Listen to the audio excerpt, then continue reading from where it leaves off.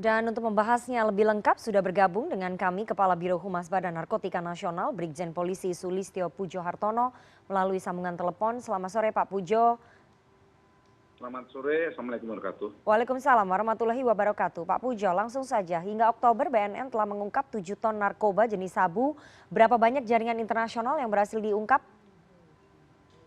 Jadi ada 47 jaringan, ya, jaringan nasional kita, tapi terhubung dengan internasional tentu saja, yang berhasil diungkap mulai Januari sampai Oktober ini.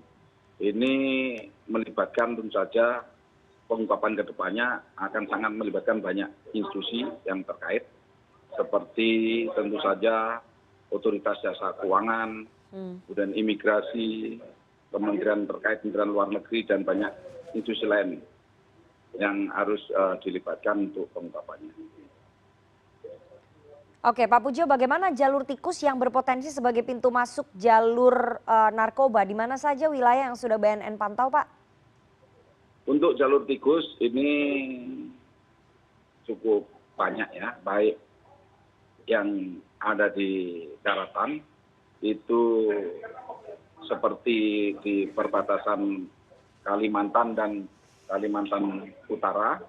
Begitu juga yang di lautannya banyak sekali, kita ada yang melewati seperti dari Laut Cina Selatan yang masuk ke Sumatera maupun yang masuk antara Sumatera dan Sulawesi, ya, di Laut Sulawesi. Ini banyak sekali jalur-jalur di mana narkotika khususnya yang berasal dari luar negeri ini diselundupkan. Tetapi 80% penyelundupan narkotika dari luar negeri itu melewati jalur laut. Oke, Pak Pujo, ini seolah peredaran narkotika di Indonesia tidak pernah berhenti, Pak. Yang tidak bosan-bosan kami tanya, kenapa kemudian Indonesia menjadi salah satu negara yang diminati produsen dan juga konsumen narkotika, Pak? Yang jelas bahwa potensi ekonomi Indonesia yang sangat besar, di mana 270 juta penduduk Indonesia ini menjadi pasar yang besar. Salah satu pasar yang terbesar di Asia Tenggara. Kemudian tentu saja potensi berikutnya adalah kekuatan ekonomi kita, di mana terjadi pertumbuhan kelas menengah yang cukup tinggi, di mana kita kelas menengah ini tumbuh terus dan mereka memiliki peningkatan daya beli yang cukup. Ini menjadi pasar. Kemudian para bandar tersebut mengkapitulasi dengan melihat potensi pasar tersebut dengan melibatkan jaringan yang ada di Indonesia, tentu saja orang-orang lokal di Indonesia yang menjadi kaki tangan, kemudian jaringan tersebut berhubungan dengan orang-orang Indonesia dan berusaha memasarkan di wilayah Indonesia, seperti itu. Oke, Pak Pujo, narkoba jenis apa yang kemudian sangat tinggi permintaannya di Indonesia dan bagaimana untuk menekan hal tersebut? Untuk narkotika yang tertinggi, ya tertinggi itu sekitar 62%, ini adalah ganja.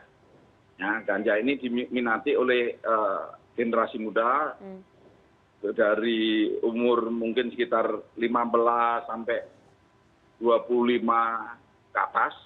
Ya, kemudian juga berikutnya adalah sabu, ya. Sabu itu kelas kedua berikutnya yang menguras tentu saja karena sabu ini mahal, ya tentu saja bisa menguras potensi ekonomi Indonesia. Berikutnya yang ketiga adalah ekstasi dan desainer drug, ya, atau NPS yang sebagai kelas 3 yang diminati oleh masyarakat Indonesia. Oke, Pak Pujo, terakhir peredarannya ini paling tinggi terjadinya di mana? Apakah kemudian lembaga permasyarakatan menjadi salah satu tempat yang tinggi peredaran narkotikanya? Atau ada tempat-tempat lain, Pak? Kalau kita melihat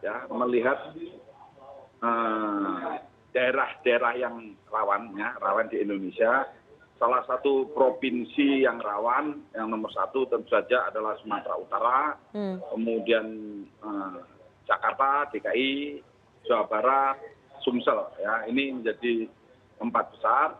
Khususnya tentu saja yang menjadi concern kita yang tadi saya sebutkan tentang lembaga masyarakatan, ini menjadi concern kita agar para bandar-bandar yang ditangkap oleh BNN ataupun Polri yang berkumpul di sana jangan sampai kemudian tetap menjalankan bisnisnya dari dalam tahanan, dalam arti mengkontrol bisnisnya yang begitu besar dari dalam tahanan. Ini yang menjadi concern kita, dan kita terus bekerja sama dengan Kemenkumham, Ditjenpas, agar ini bisa ditekan seminimum mungkin. Oke, baik, terima kasih sekali Kepala Biro Humas dan Protokol BNN Brigjen Polisi Sulistyo Pujo Hartono atas waktunya kepada CNN Indonesia Newsroom sore hari ini. Saya selalu Pak Pujo. Terima kasih. Selamat sore. Wassalamualaikum warahmatullahi wabarakatuh. Waalaikumsalam warahmatullahi wabarakatuh.